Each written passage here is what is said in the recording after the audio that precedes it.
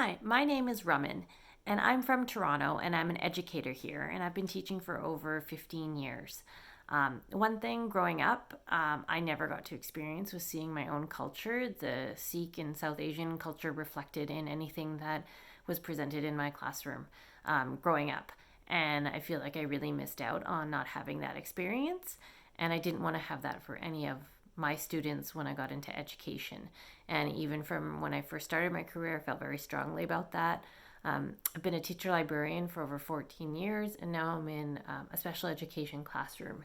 And I really want my students to understand the themes of acceptance and inclusion and seeing how our diverse world is reflected in the books that are in our classroom and be able to see that. And we are in an isolated site, which means we don't have other classes, we don't have access to a library that has that diversity. And so for us to be able to create our own book list and work together as a class so their student voice is presented as we do this, and create a book list that we would be able to purchase books from two vendors that I'm hoping to purchase from, because they are also focused on diverse and inclusion books and resources. And I just feel like tying it all together would show them the theme of acceptance, inclusion, and looking at diversity and anti-racist education and anti-oppressive education, which are so important to me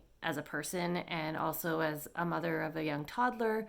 I have those books in my home, and I want to reflect and model the way I live my life with our students as well. And I really hope that